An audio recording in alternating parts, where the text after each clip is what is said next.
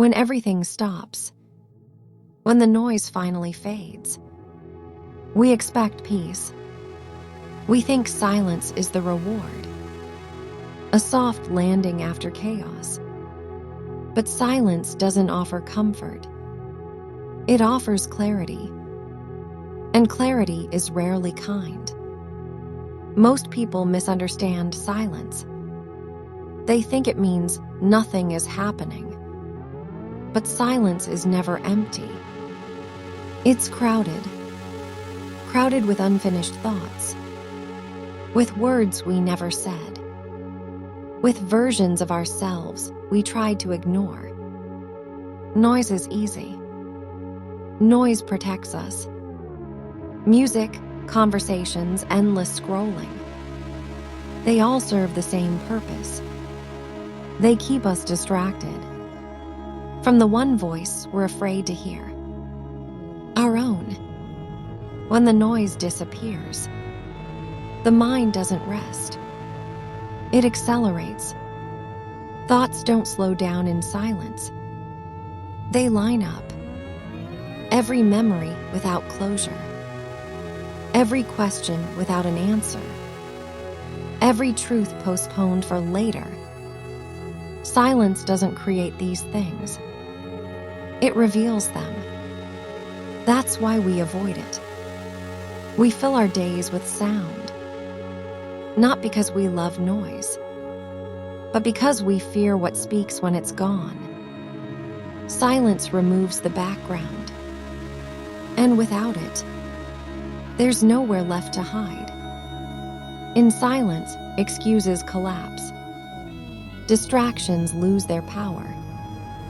What remains is raw, unfiltered, uncomfortable. Most people don't stay here long. They reach for their phone. They turn on the TV. They create noise as quickly as possible. Not because silence hurts, but because it tells the truth too clearly. After silence, something always remains. Not answers, not solutions, just truth. And truth doesn't explain itself. It waits. It waits to be acknowledged or ignored again. Some people mistake silence for loneliness, but they're not the same. Loneliness is the absence of others. Silence is the presence of yourself and meeting yourself without distractions is one of the hardest things a person can do. Because in that meeting, you see patterns you can't unsee. You notice what you've been avoiding, what you've been repeating, what you've been becoming. Silence doesn't judge you. It doesn't accuse. It simply shows you what survived all the noise, the fears that stayed, the desires that never left, the questions that keep returning. This is why silence feels heavy. Not because it's empty, but because it's honest. Most people run from this moment. A few stay. Not because they're stronger, not because they're fearless, but because they understand something important. That what remains after silence is not an enemy. It's information. Information about who they are and who they've been pretending not to be. Silence doesn't end things. It strips them down. It removes the performance.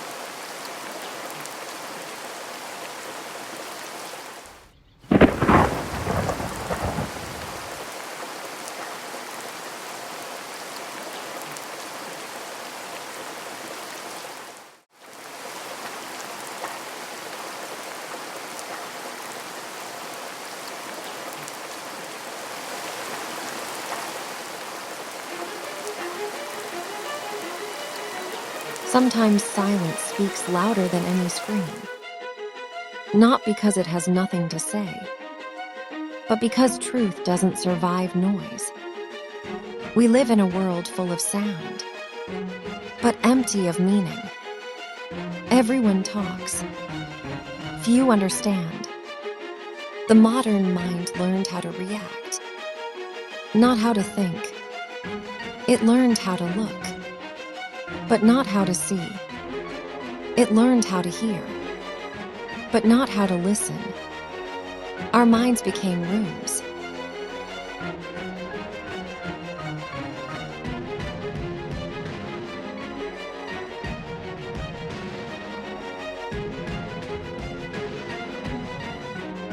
With all the lights on, yet no one inside. We fear being alone, so we fill ourselves with noise, images, notifications, and borrowed presence. But loneliness doesn't disappear. It just changes its shape.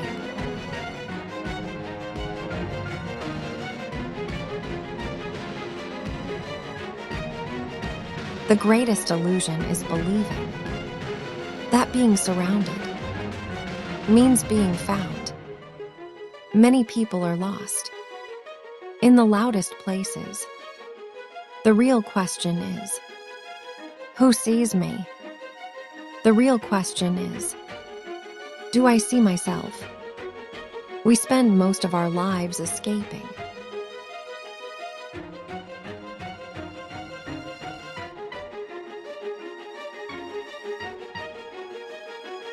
Escaping silence, escaping thought, escaping questions without answers.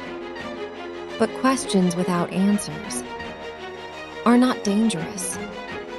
The dangerous ones are the questions never asked. Maybe peace isn't found in arriving, but in stopping. Not in knowing, but in accepting not knowing.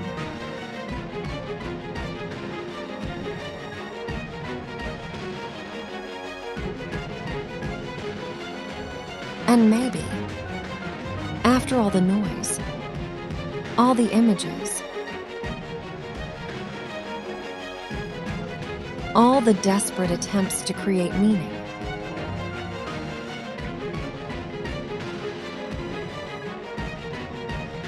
what remains is a moment of silence, a moment where, for the first time, you finally hear yourself.